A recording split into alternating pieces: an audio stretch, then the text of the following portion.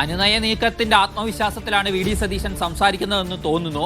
ഏതായാലും മുരളി ഇവിടുന്ന് പിണങ്ങി തന്നെ പോയതാണ്. ഗുരുവായൂരിൽ സന്ദർശിക്കുക എന്നതൊക്കെ എല്ലാ 1-ാം തീയതിയും ഒക്കെ കെ മുരളീധരൻ ചെയ്യുന്നതാണ്. പക്ഷേ ഇന്ന് UDF-നെ സംബന്ധിച്ചിടത്തോളം ഏറ്റവും പ്രധാനപ്പെട്ട പ്രക്ഷോഭ ദിവസങ്ങളിൽ ഒന്നാണ് എന്ന കാര്യത്തിൽ സംശയമില്ല. ഇന്നലെ KPCC നടത്തിയ 4 ജാഥകളുടെ സമാപനം യഥാർത്ഥത്തിൽ ഇന്ന് UDF ഇപ്പോൾ കോൺഗ്രസ് നേതാവ് VT ബൽറാം ഉണ്ട്. ശ്രീ VT ബൽറാം, കെ മുരളീധരൻ ഈ സമാപന വിശ്വാസ സംരക്ഷണത്തിന്റെ സമാപന സമ്മേളനത്തിൽ നിന്ന് വിട്ടുനിൽക്കും എന്ന് തന്നെയാണ് റിപ്പോർട്ടുകൾ വരുന്നത്.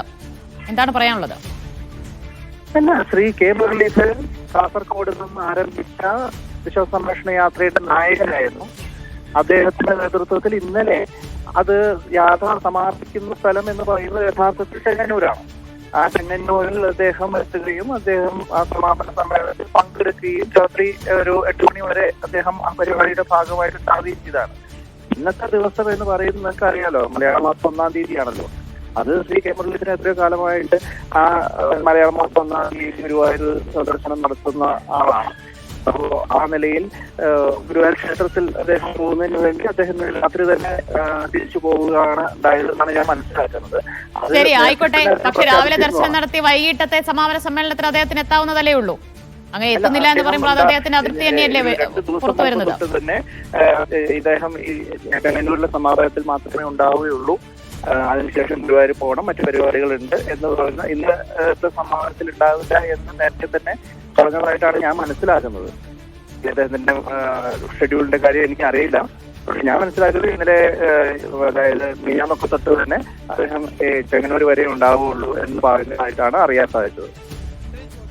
ശരി, എന്തായാലും ഈ KPCC പുനഃസംഘടനയുമായി ബന്ധപ്പെട്ട അദ്ദേഹത്തിന് കടുത്ത അതൃപ്തിയുണ്ട്. അദ്ദേഹം അത് പരസ്യമായി പറഞ്ഞില്ല എങ്കിലും പക്ഷേ ആ അതൃപ്തി ഇപ്പോൾ മറനീക്കി പുറത്തു വരികയല്ലേ? അപ്പോൾ KPCC പുനഃസംഘടനയുടെ വാർത്തയൊക്കെ വന്ന് മിനിഞ്ഞാന്നല്ലേ, അതിനുശേഷമാണല്ലോ ഇന്നലെ വൈകിട്ട് വരെ അദ്ദേഹം കുട്ടിയുടെ പരിപാടിയിൽ പങ്കെടുത്തത്. അപ്പൊ അത് ഇതുമായിട്ട് കണക്ട് ചെയ്ത കാര്യമില്ല. ഇത് മലയാള മാസം 1-ാം തീയതി അദ്ദേഹം ഇതുമായിട്ട് പോകുന്നു. അപ്പോഴേക്കും ഒരു യാത്ര ചെയ്യാനുള്ള ബുദ്ധിമുട്ട് കാരണം ഈ പരിപാടിയുടെ മുഴുവൻ സമയം ഉണ്ടായിരുന്നല്ലോ. ഇനിയിപ്പോൾ ലാസ്റ്റ് പരിപാടി മാത്രം ഉണ്ടാവേണ്ടതില്ല എന്നുള്ള കാര്യത്തിന്റെ ഭാഗമായിട്ടായിരിക്കും.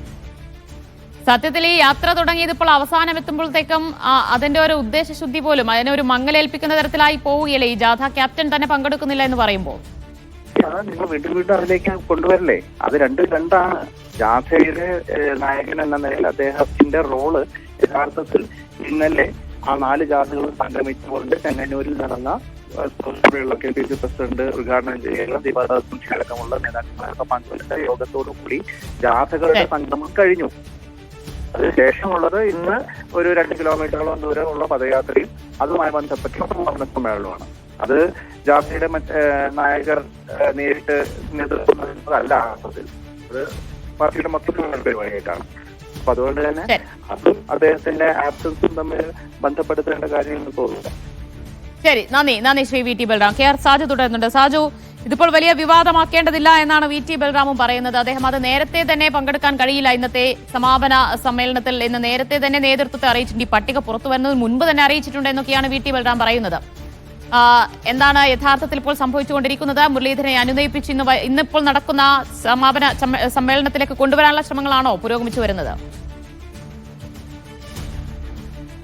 സമാപന സമ്മേളനത്തിൽ പങ്കെടുക്കാനുള്ള ശ്രമങ്ങൾ നടക്കുന്നുണ്ട്. മുരളീധരൻ ട്രെയിനിലാണ് തൃശ്ശൂരിൽ നിന്നും തിരുവനന്തപുരത്തേക്ക് മടങ്ങുക. അതിനിടയിൽ ചെങ്ങന്നൂരിൽ ഇറങ്ങുകയും അങ്ങനെ പന്തളത്ത് അവസാന സമയത്തെങ്കിലും എത്തിക്കാനുള്ള ചില നീക്കങ്ങൾ കോൺഗ്രസ് നേതൃത്വം ഇപ്പോഴും നടത്തുന്നുണ്ട് എന്ന് തന്നെയാണ് നമുക്ക് മനസ്സിലാക്കാൻ കഴിയുന്നത്. ഏറ്റവും പ്രധാനപ്പെട്ട കാര്യം, ഒറ്റ പേര് മാത്രമായിരുന്നു പുനഃസംഘടനയിലേക്ക് കെ മുരളീധരൻ നിശ്ചയിച്ചിരുന്നത്. അത് ഹാരിസിന്റെ പേരായിരുന്നു. ന്യൂനപക്ഷ കോൺഗ്രസിന്റെ നേതാവ് കൂടിയാണ് ഹാരിസ്. ആ പദവി ഉള്ളത് കൊണ്ടാണ് അദ്ദേഹത്തെ ആ പദവിയിലേക്ക് പരിഗണിക്കാതെ KPCC പുനഃസംഘടനയിലേക്ക് പരിഗണിക്കാതിരുന്നത് എന്നതാണ് നേതൃത്വത്തിന്റെ വിശദീകരണം. എന്നാൽ മഹിളാ കോൺഗ്രസിന്റെ ഭാരവാഹി ആയ ആൾ ഈ പട്ടികയിൽ ഇടം പിടിക്കുകയും ചെയ്തിട്ടുണ്ട്. അതാണ് മുരളീധരനെ പിന്തുണയ്ക്കുന്നവരും ഒക്കെ ചൂണ്ടിക്കാണിക്കുന്നത്. ഒറ്റ പേര് മാത്രം കെ മുരളീധരൻ നിർദ്ദേശിച്ചിട്ട് അതിന് നേതൃത്വം അംഗീകാരം നൽകിയില്ല എന്നുള്ളത് തന്നെ അവഗണിക്കുന്നതിന് തുല്യമാണ് എന്ന് കെ മുരളീധരൻ ചൂണ്ടിക്കാണിക്കുന്നു. കഴിഞ്ഞ കമ്മിറ്റിയിലാണെങ്കിൽ മരിയാപുരം ശ്രീകുമാർ ഉണ്ടായിരുന്നു.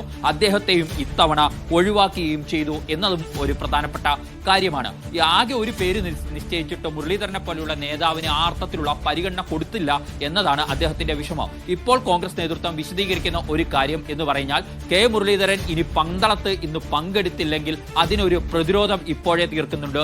ഇന്നലെ കൊണ്ട് ചെങ്ങന്നൂരിൽ പരിപാടി അവസാനിച്ചു എന്നുള്ളതാണ്.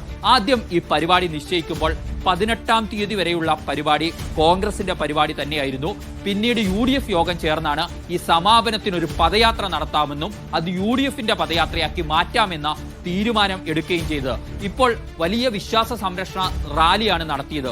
4 ക്യാപ്റ്റന്മാരായിരുന്നു ആ റാലിയിൽ ഉണ്ടായിരുന്നത്. അതിൽ ഒരു ക്യാപ്റ്റനാണ്, അതായത് 4 മേഖലാ റാലികൾ, അതിൽ ഒരു ക്യാപ്റ്റനാണ് കെ മുരളീധരൻ. അങ്ങനെ ആ ക്യാപ്റ്റൻ ഇല്ലാത്ത സമാപനം എന്ന് പറയുന്നത് കോൺഗ്രസിനെ സംബന്ധിച്ചിടത്തോളം എന്തൊക്കെ വിശദീകരിച്ചാലും അത് ക്ഷീണമാണ് എന്ന കാര്യത്തിൽ സംശയമില്ല.